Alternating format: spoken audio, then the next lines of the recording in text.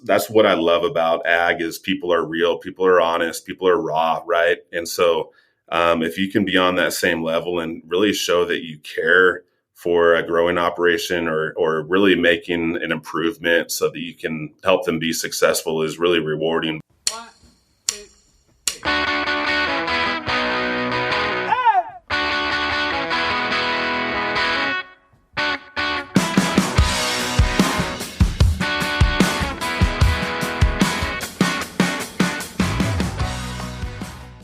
Coming up on episode 362 of The Modern Acre, we're talking Tyler's favorite topic, water treatment and remediation, with the new CEO of Meras, Dan Lindberg. The Modern Acre podcast explores the latest in business, investing, technology, and sustainability in agriculture, and we're your hosts, Tyler and Tim Nuss. If you want to dig deeper with The Modern Acre, check out our membership community, The Modern Acre Co-op. The Modern Acre podcast is presented by American Ag Credit. American Ag Credit is a proud member of the Farm Credit System, which was created more than 100 years ago with the sole purpose of serving the financial needs of farmers and ranchers. From small farms to the largest agribusiness enterprises, American Ag Credit understands agriculture and how to structure customized financial solutions.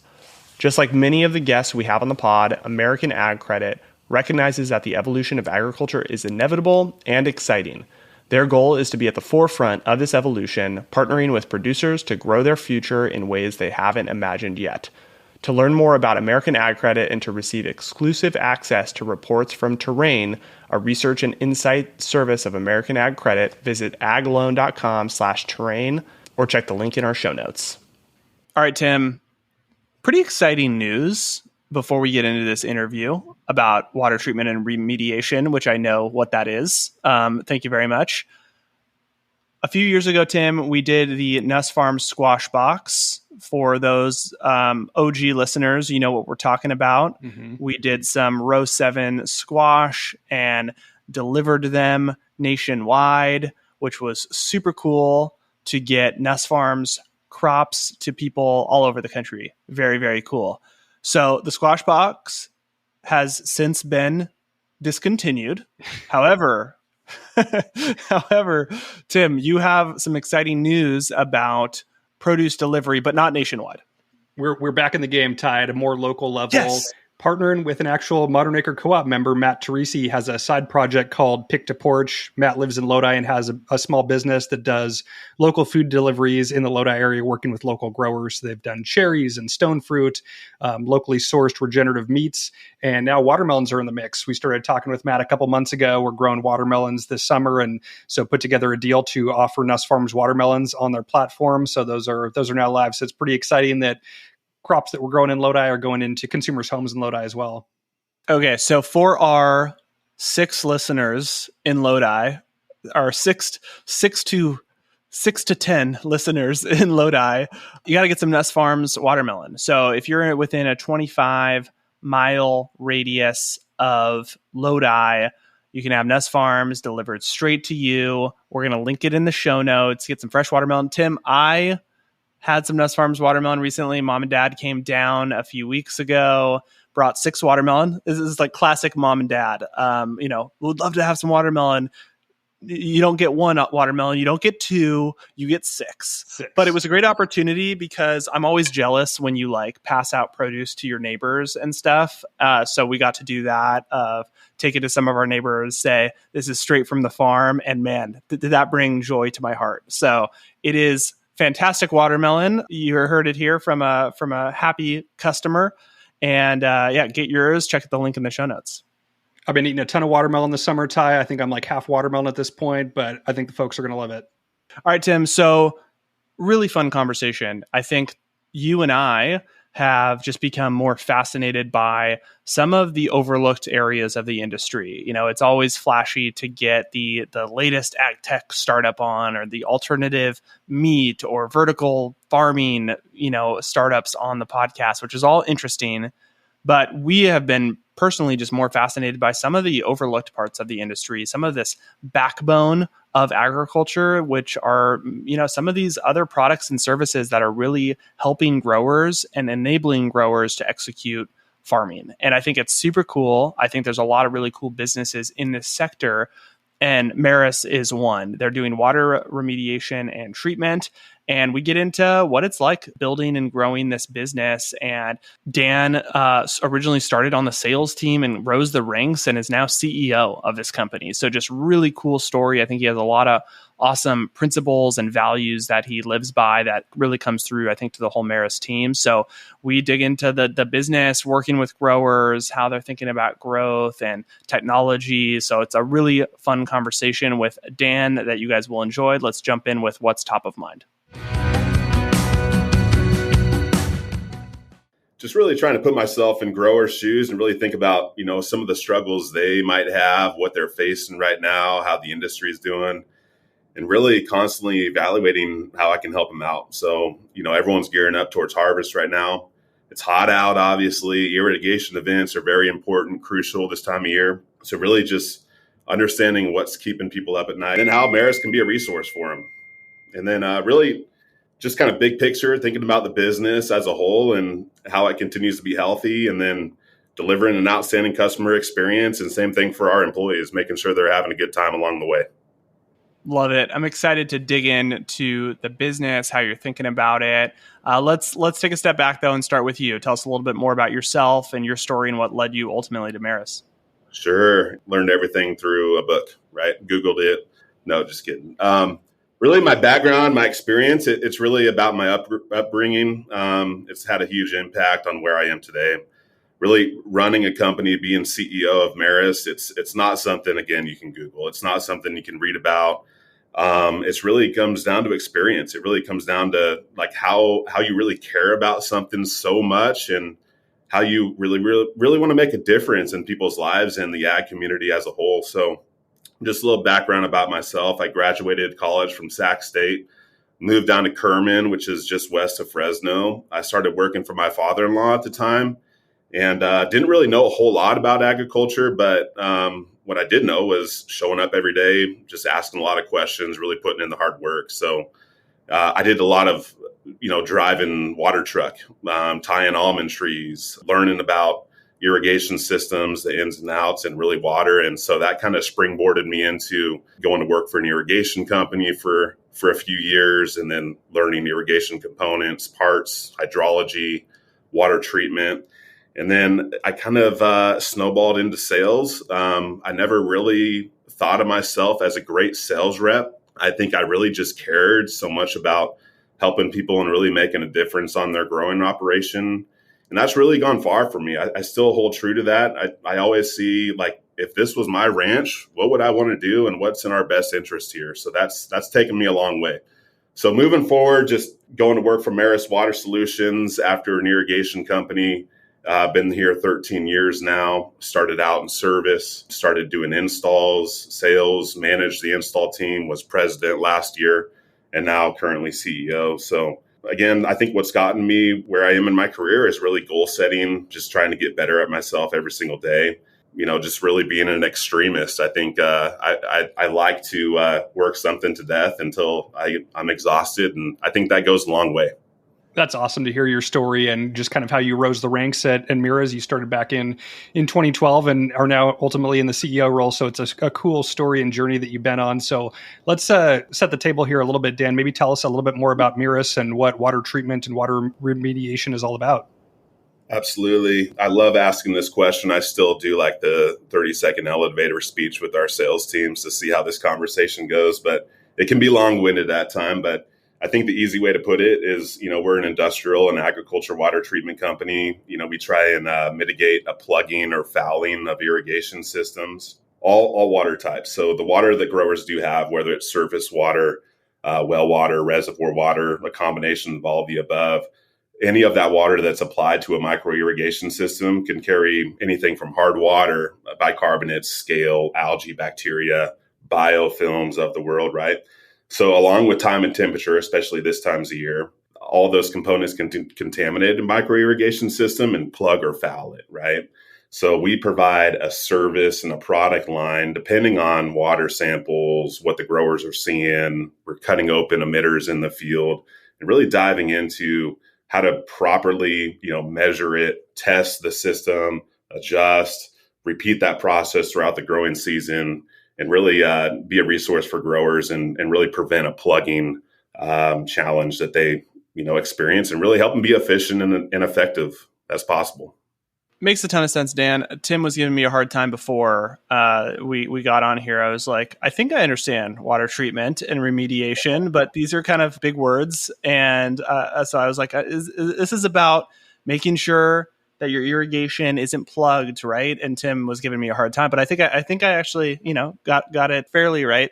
And let's dig into, I know the irrigation space is quite fragmented. There's installers, there's equipment providers, hardware, there's automation. Are you guys doing kind of install work, or is your business model more focused on ongoing maintenance? How does that work? Yeah, good question. Ongoing maintenance. So we go in after the fact, after an irrigation system or micro irrigation system is fully installed. So typically, a grower, let's say, will put in a brand new irrigation system. And I don't know if you're familiar with the term distribution uniformity, but that is representing how evenly water is applied to an irrigated set. So our main goal, our concept is really to make sure that the system is operating at that design flow rate every time the grower turns on an irrigation system. And again, there's a lot of water quality changes, whether it's pH or bacteria, or really what we're seeing this time of year is between irrigation events, when water is stagnant and black tubing and it's this warm out, it's a perfect environment for breeding ground and bacteria or slime biofilm to foul or plug an irrigation system. So that is why, our service model is to apply products and then use that boots on the ground approach to really be in the field and make sure that we're accomplishing the goal of keeping the irrigation system from plugging. Dan, the products that you're incorporating in your service, are these proprietary products? Or are you a distribution outlet for manufacturers of these different algicide and treatment type products? Yeah, some of the products are, but we carry several different products depending on, every irrigation system is different, location, water quality, water source is different. And that's what's unique about Meras is all of those items change throughout the year. And so there's not one product at one rate that takes care of every issue. And so that's why the service is so crucial in this process, to make sure that at different times of the year, we have the right rates and the right products in place. But it could be acids or oxidizers. I know a lot of people are familiar with like sulfuric or infuric acid or liquid or dry chlorine-based products. But there's a lot of other technology that's available out there that is just as effective and allows us to service and really be efficient with the applications we have. I'm so into this right now. I if you're listening to this and you're eating it up like I am, then you are a farming freak, because this is the kind of content that I am fascinated by, right? I think that a lot of these quote unquote boring services that are provided to farmers that are crucial and critical that aren't really talked about a ton in the industry. Like, you won't see water treatment and remediation front of center at the next ag tech conference. But I just find this space so fascinating. I mean, how Dan, you've been there for a while. How has Meras evolved, and how do you think about growing the business? Is this growing products and services, working with more customers? How have you thought about growth during your time there? Yeah, it's a very good question. I'm glad you geek out over it as much as I do. I mean, I get excited talking about this, and, just taking that proactive approach rather than the reactive approach. I think, growers have had to get creative the last couple of years with challenging times, right? So growers have been put through a lot the last 2 years, especially, and Meras understands that. So we've had to get creative with our service models and our applications in order to work with growers through these challenging times. But I think that's one thing that's unique about our business. And we also understand that, irrigation plugging and water quality that's applied through micro irrigation, the service and maintenance is never going to go away. So a micro irrigation system will only operate as if it's brand new if you maintain it and pay attention to it. So we can help with that. We have a lot of data, which we can get into, but I'm excited to share that information and just really be one tool of several in order to help growers be successful in their operation. Yeah, I love the business model and reoccurring nature of it, where growers have these systems. They've invested a lot of capital to get these drip irrigation systems in place, and really having that preventative maintenance in place to make sure they get life out of the system, and having Meras be there year over year, I think is really helpful from a forecasting budgeting perspective for Meras. Dan, maybe let's talk about your role, stepping into the CEO role, like becoming the leader, the face of the organization, like any changes that you've made in kind of how you lead the team and look to grow the company. I mean, first and foremost, married with a very supportive wife. I have a 9-year-old son, a 7-year-old daughter that are super supportive, and really helped me make this a lifestyle. I've always looked at working in agriculture and everything I've done really fun, right? So even yesterday, my daughter was in the office here, and she asked Dad, "Hey, can I come to work with you and just hang out?" Right? And I think that's so cool. And then even my son, he's on the radio from time to time.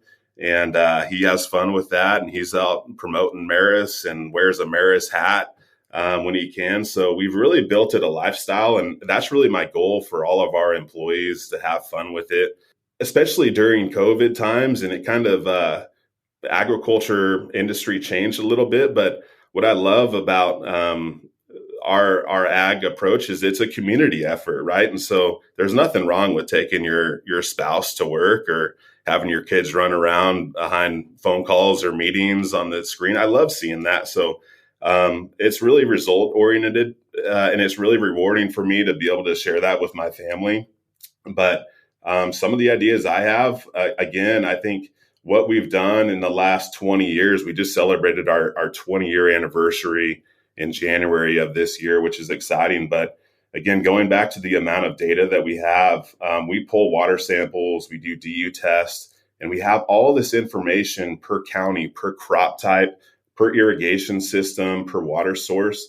And really, I think that's what's unique about Meras, is really no one else has that information, right? So we can use that to our advantage and really tell that story to growers and share that information with them, and really be in a valuable spot. So I think that's pretty cool. That's something that we can share such a unique story and tell along the way. Hey, this is what's worked, and this is why it's worked. And we have experience with that on certain crop types, irrigation systems, and per county, all up and down the state of California. Number two, I think applying technology, of course, to our feed equipment. Some of the stuff that we're already doing. Just constantly be looking at ways to improve that, and just really allowing us to be smarter with our growers and some of the business decisions they're making. But I think, things are constantly evolving. I think of adding more products to our product library and seeing if we can service stuff from afar, or maybe service growers or people in need outside of the West region. But really, I think, big picture, listening to what the business needs. I think listening to our sales and service teams, they know best, right? They're in the field, they're in front of growers, they're the applicators, they're talking to PCAs every single day. So most of the time, like, what is next is really right in front of us. It's just a matter of me paying attention to that, listening to our growers and listening to what people's pain points are, and then figuring out how we can best help them, because we have really good people, and growers are fun to work with. So they're honest, and they'll tell you exactly what they need. Like, I guess on that topic, Dan, of what growers need and the challenges they're facing, I think California agriculture has been a little challenging the past few seasons. Talk to us about what you're hearing on the ground with respect to irrigation management and Sigma in California particularly. What are the challenges that farmers are facing, and how are you thinking about helping them?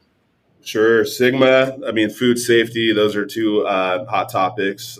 They will continue to be, right? So let's start with Sigma, Sustainable Groundwater Management Act, kind of the elephant in the room or in every conversation, right? But it was established in 2014, and every few years, all the way up until I think it's 2042, the GSPs, the groundwater sustainability plans, will have to be met by growers.